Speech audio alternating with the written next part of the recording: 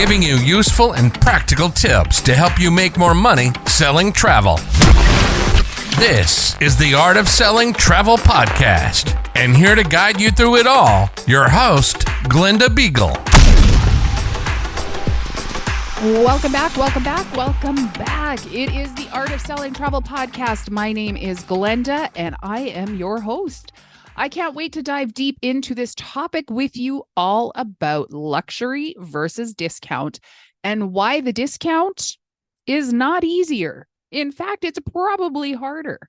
But before we get too far into it, I want to just drop a little bit of a nugget. So you want to stick around to the end because I'm going to be announcing something amazing coming your way in just a few short days, going to be dropping into the podcast. So if you're listening to this on drop week, you're going to be able to have it all coming up. And if you are listening to this at some point in the future, welcome. And there will be an opportunity to still catch up. So back to luxury versus discount. You know, this is probably the age-old question. I talk to travel advisors all the time who tell me, but I just don't have clients that spend that kind of money. Oh, people in my area never spend that kind of money. Where do these people even come from? My people would never pay that kind of money. I'm here to tell you, you do have those clients. They will pay that kind of money. And if they're not paying it to you, they might be paying it to somebody else. Now, are there more people that are going to spend $300 than there are people who are going to spend $30,000? Abso-smurfly. That's going to be likely. But that does not mean that it is a solid business model to go after those bottom end clients. And here is what we're going to be talking about throughout this episode. We're going to go deep on this. So I wanted to give you a couple of examples that are not travel related. So for example, I want to talk about cars. Now, some of this example is going to be pre-COVID and some of it's going to be post-COVID. So pre-COVID, there was this little itty bitty car called a Chevy Spark. And I used to laugh because I used to say you could probably fit that in the back of the box of my pickup truck because it's just a little itty bitty car. And I remember pre-COVID, maybe around like 2017, 2018, you could buy that car for like $9,000 to $12,000 Canadian. Obviously, the numbers I'm going to give you are Canadian because that's my frame of reference, but it was a lot less than that in the US. And even today, it might still be less than what the Canadian prices are. In a post-COVID world, that same little car, so like 5 years later, is now selling for $28,000, $29,000. So it's more than doubled. So it still has a client base that's going to buy that.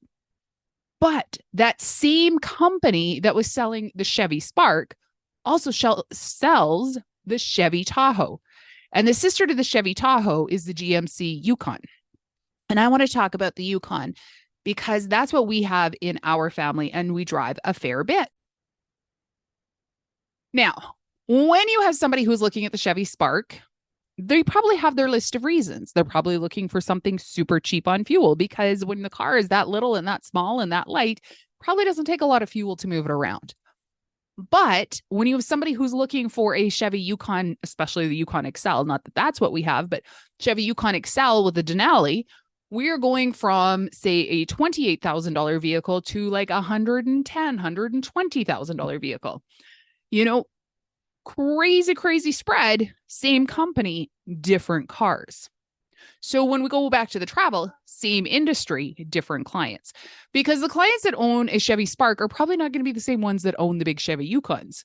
Or if there is, they have very specific reasons for it. Maybe that little Spark is what they helped get their 16-year-olds into just to get them back and forth across town to their part-time job, things like that. It was something affordable they could buy. But if you've got this great big vehicle, there's probably a reason for it. In our family, the reasons being, we're tall. You know, I'm about 6 feet. I'm about 5'11" right now. I started at 6'1", had some kids. Now I'm about 5'11" to 6 feet, depending on my day.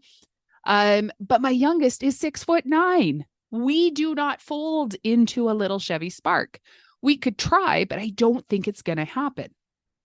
So that's one of the reasons why we have the larger vehicle. We also like to sit up higher in traffic. We like to be able to have that view. We tend to, like, I've come from the country. I now live inside of what's deemed a city, but it's still not a major city by any stretch of the imagination. And even as I'm preparing to go down to Pennsylvania in the fall here, I've rented myself an SUV because, again, I want the legroom. I want the comfort for the travel. And I also want to sit up just that little bit higher than what a low car would give us. We have all of the reasons. These are some of the things that we see value in when purchasing a vehicle. That same reasoning may not be the same as somebody else.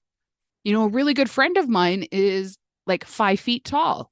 So I'm going to chase a squirrel for a second. When she says, oh, they're really tall. So my question always to her is, you tall or me tall?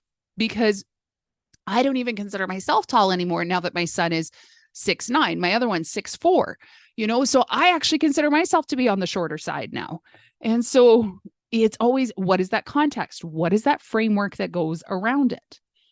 So in which case we have this difference. She's going to purchase something a lot smaller than what I am, just simply because she wants to still be able to have control over the space that she has. We don't know why it is that people buy. So we need to ask them, why is it that somebody might want this versus that? If you went into the car dealership and you said, hi, I'm here to buy a car, are they going to say, okay, what color? Okay, the really crappy ones might, but they're going to say, okay, what are you looking for? Like, what do you want to use your vehicle for? Are you putting on a lot of miles? Is it about fuel economy? Is it about comfort? Is it because you are hardly ever going to drive it? Why is it that you want to buy it? You've got to understand the why to why somebody's making this purchase. Luxury clients are going to see value before they see price, but never rip them off, because they will rip you a new one. But they're not there to necessarily talk about the price. They're there to talk about the value. So when you can demonstrate the value that comes with that, maybe you're building a custom built itinerary for a luxury client and you're going to say to them, okay, so in this itinerary, I have put together these options. Now I'm going to include a private transfer for you because it's going to give you direct door-to-door service. You're not having to stop at 17 different hotels before you get there. When I flew into Budapest, I used a shared shuttle. It was fine. Like, it was perfectly fine. It was clean, but there was, 9 of us in the back, or 10? Yeah, there was somebody in the front seat too. So there was 10 of us in this vehicle. And I think we stopped at 9 different hotels. I fortunately was, of course, the last one.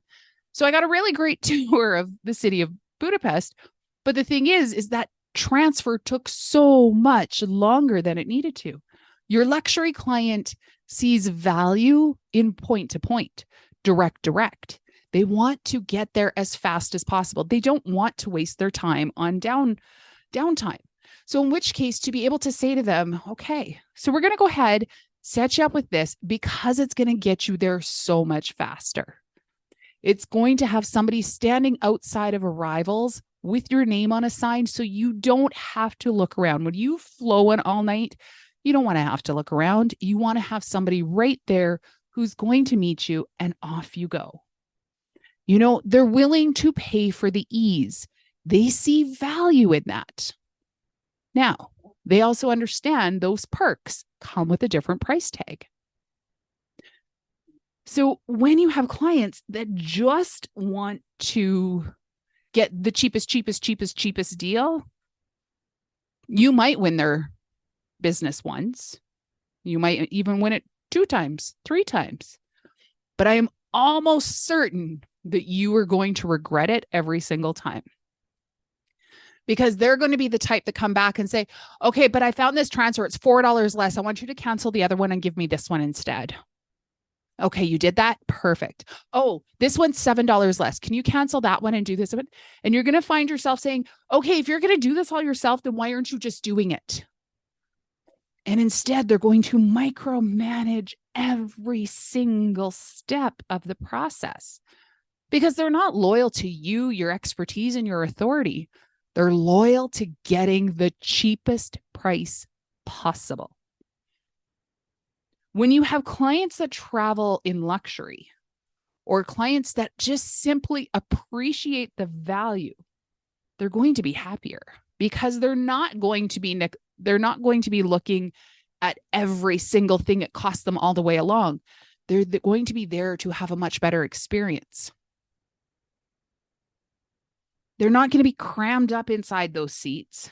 They're not going to be miles from anywhere. I did a tour once. It was actually a tour that we had won by attending a national conference. That was actually the first year I'd taken my husband to a national owners conference, and they actually pulled his name, so yay him. We won a trip to Italy. We did Venice, what was supposed to be Florence, but it was actually Montecatini, and Rome. Here's the thing. This was what we would call a budget tour. And I actually remember when I got back, I wanted to put in a complaint to the rep. Yes, I am one of those people. I had a free tour and I still filed a complaint. See, cheap people aren't great. But no, for real. I wanted my rep to know what we experienced. Now, she knew I was going on a guided vacation FAM just like a couple of weeks later with a much different company. And she goes, okay, if you're going to do this, I need you to do it before you go. And I'm like, well, that's weird. She's like, no, for real. I need it before you go. So I did it. I submitted it. I went on my FAM. I came back and I said, oh, yeah, my complaint would have been a whole lot crankier if I would have experienced the other one first. It was little things like the fact that they told us we'd be in Florence and then they put us out in Montecatini. That's a long freaking transfer into Florence to come and see things. You're not just going to pop back and forth. You're not just going to walk from your hotel. You're in a whole different town. Yes, you're still you're in the suburb, not that terribly far away, but you're certainly not in Florence. You're not just going to go and do your own thing at the Duomo. And, you don't get to do it. When we were in Rome, they picked us up at our hotel, took us in to do a night tour of Rome. Well, it turns out that's the only time we got to see the Colosseum was in the dark. We got to stand outside of it, take pictures of it at night, and then get back on the bus and away we go. Like, it was a crappy tour. But that was all fine and dandy, except it took like an hour to get from our hotel through traffic to where the Colosseum was and whatnot. We did the Vatican the next day, middle of the day. It was a guided tour, but we did get to skip the lines, but it wasn't the greatest, but whatever, it was what it was. But here's the scoop. Like I said, it took us an hour of driving through the city to get to the Vatican, to get to the Colosseum, to get to all these places. On our final day, we were supposed to have an entire day on our own in Rome, which sounded amazing. What a great way to end your tour. Except we were an hour away, which, okay, fine. We'll just take the train. We'll figure it out. We're smart people. We can figure it out. As the guide was getting off the coach that night, off the bus, he said to us, oh, by the way, there's a possibility there's going to be a transit strike tomorrow. But anyways, I'm off to another tour. Have a good day. So that we get up, we go down to the front desk and, we're asking, they don't know anything about it. But as we were about to leave the hotel, we run into somebody else and they said, yeah, we walked down to the transit station, which by the way, was almost a mile and a half away. And when they got down there, that's when they found out that there was in fact a transit strike and therefore there was no trains to go downtown. There was no buses. There was no public transportation at all. You could do a taxi, but of course you can only imagine what a taxi would have cost at that point. And it was only if you could actually get one. So then you ran the risk of once you were down there, were you actually going to get back? So if I would have paid for that tour, it did not matter how cheap that tour was, it would have been horrible. Speaking of, it doesn't matter how cheap a vacation is it still worth having spent your money? Well, no, it's not. I did that going to Cabo. Okay, please don't get me wrong. I love me a good river cruise. I love good business class seats, first class seats, all of that. But I have also experienced a lot of things thinking about what I thought my clients would do. And I was a young mom. I did not have money years ago to be able to just do these sorts of things, especially when I was first starting out in travel. And that brings me to this conversation where we went to Cabo, and it was like super cheap. It was under $2,000 for myself, my husband, and our two kids to go to Cabo. This was when a new airline was just first offering their packages down there. It was a deal of a century. Like, I can't tell you how amazing, how shocking that price was, everything else. So we did it. We were excited. We go to get on the plane, and then they had everybody get off the plane. Told us not to go too far. The good news was that the part was in BC, in Vancouver. The bad news is it had to be, or good news, they had the part. The bad news, it was in Vancouver. They were going to fly it here. It would be about 3 to 4 hours. Please don't go anywhere. Then we get a page over the intercom about 45 minutes to an hour later. Please come back and board your plane. We all get back on the plane. We had to wait for the one couple who refused because, they'd been told they had 4 hours, so they wanted breakfast. Anyhow, we're all back on the plane, and they said, okay, so change of plans.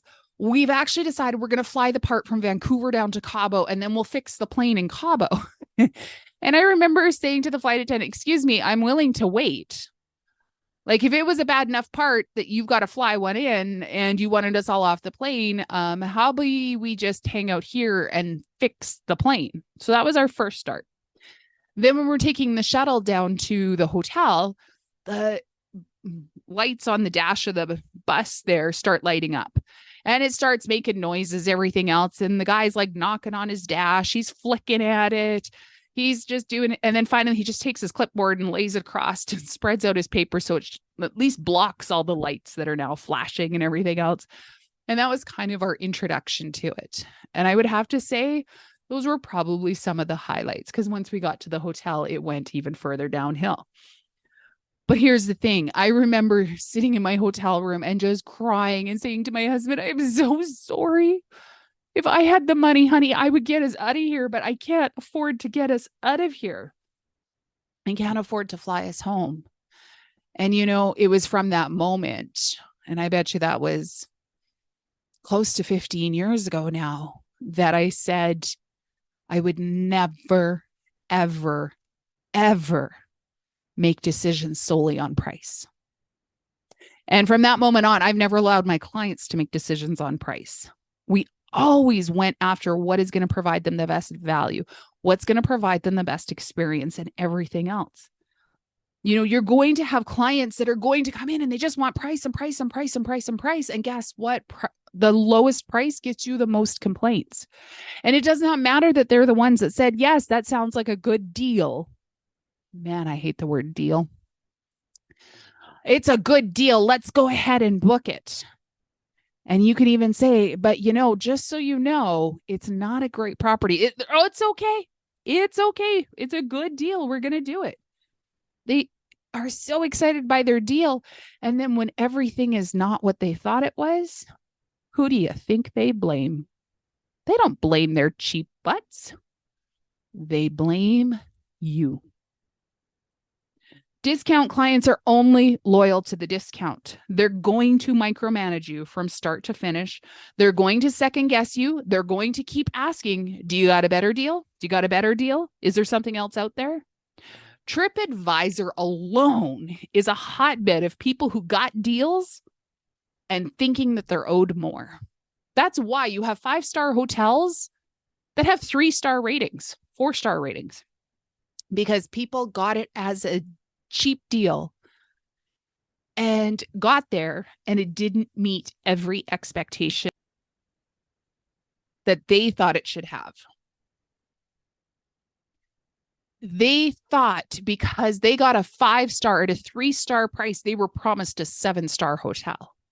That's not the reality.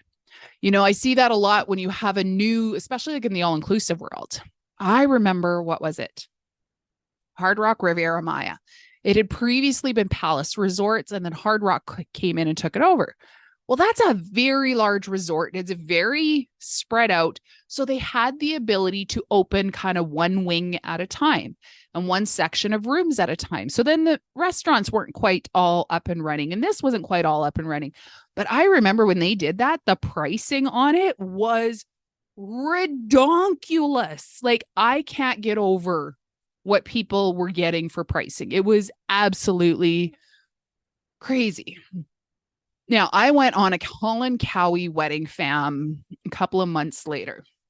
And I remember talking with the director of sales at that event and him saying that them doing that deep, deep discount was the worst thing they ever did for themselves at that point. Why? Because people came in thinking they were going to get this 5-star hotel, 5-star experience, even though they were legitimately paying like 2-star pricing. And they absolutely shredded the hotel. It did not matter that every disclaimer on the booking said hotel is currently undergoing renovations, not all services available, not all facilities available. I know I booked clients there and I told them that that was what was going to happen. And they came back. They're like, it was amazing. It was fantastic. And then you go on the reviews on TripAdvisor and they shredded it.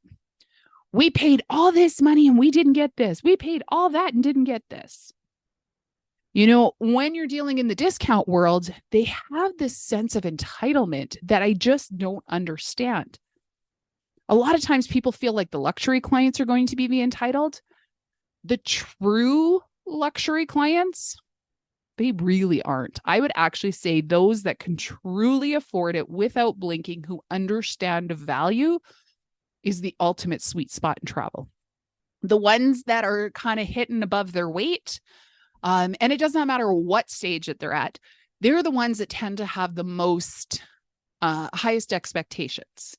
So when you are up-leveling a travel experience, it's also important to understand that, or to make sure that they understand what they will and will not get with each of those. I remember years ago doing a destination wedding for clients, and everybody talks about Bridezilla, but I will take a Bridezilla over a Groomzilla in a heartbeat. I had a wedding. It was less than 20 people going to Puerto Vallarta. And he would come in and stomp his feet inside my office and my desk and say, do you not understand how much business we're bringing you? And I thought, wow, I'm working on just a multi-gen family group right now. And they're bigger than you, bringing me more business. So no, I don't realize how much business. And I don't think you realize how little business you're bringing me.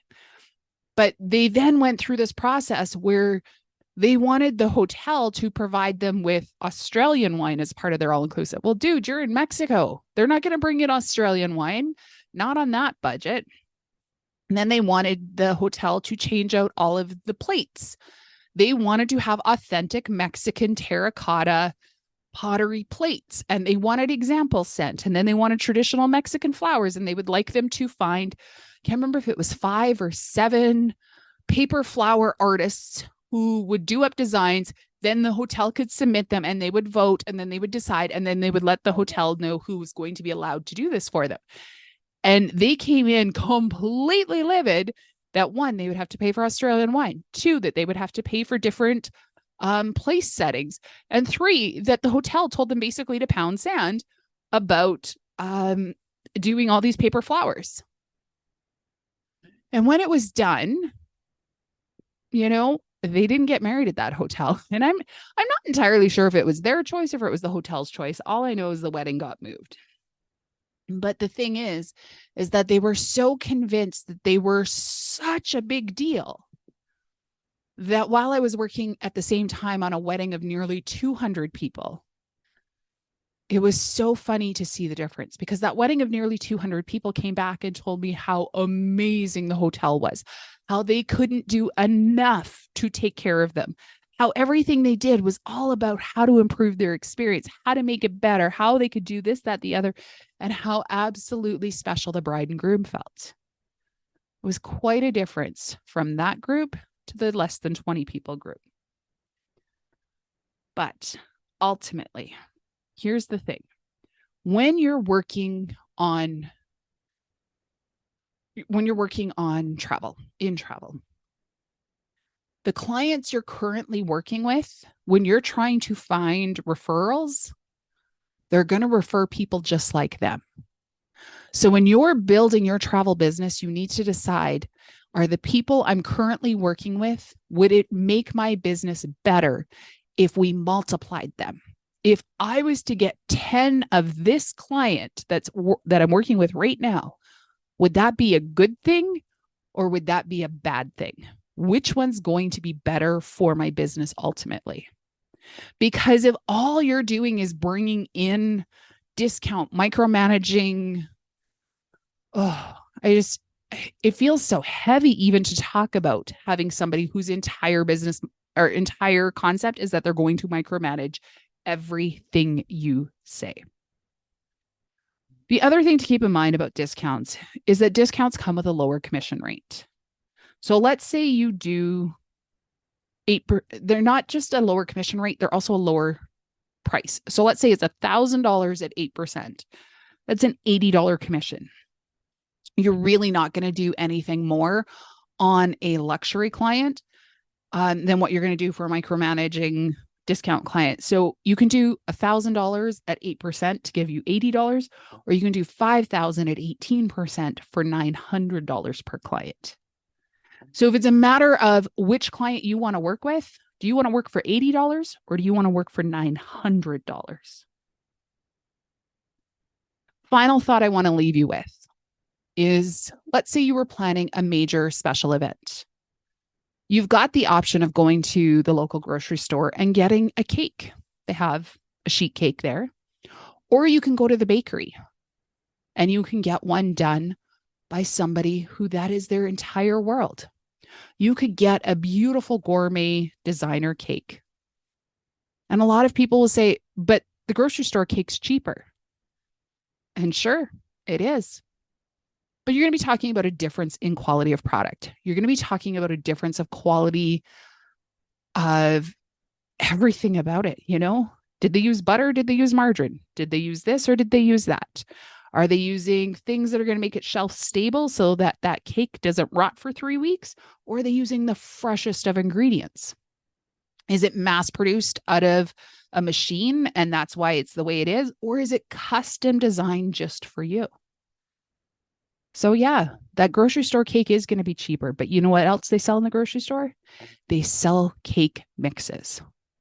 So even the grocery store sheet cake isn't without competition. There's always going to be a cheaper way of doing it. There's always going to be another. The question is the person who's selling the deluxe bakery cake, where they are making the most amazing designs, the most amazing everything, are they worried about the client that wants to buy the cake mix and do it themselves? Heck no. They have more than enough business with what they're doing that they need other people to go off and do it on their own. They're not standing in the aisle where they're selling cake mixes saying, if you come over to me, I can do that for you. I can help you out with that. No, they're saying, if you're going to buy that one, make sure you get that one. That's a better flavor. Things like that. So as I promised before, I have a little bit of a treat coming up for you. If you're not already in the Facebook group, come on over. Travel Agent Objections. The actual name of the group is Sticky Sales Scenarios for Travel Advisors. But you can go to facebook.com/travel agent objections. That's going to get you inside the group. That's first and foremost. The second part of this is that we are going to be launching a sales, supercharge your sales success series. And that's going to be coming up very quickly here. You're going to see a number of bonus podcast episodes coming. They're all going to be, I'm aiming for them all to be like 10, 15 minutes. There's going to be a bunch of them back to back over the next week, and I'm going to leave them up. But there's also going to be a downloadable PDF. So if you're already on the email list, you're going to get a link to that. If you want in, go join the Facebook group. That's going to get me your email address and I will send it over to you. Otherwise, I will see you over on Instagram. Come hang out with me there. Art of Selling Travel. And other than that, have a fabulous rest of your week and happy selling.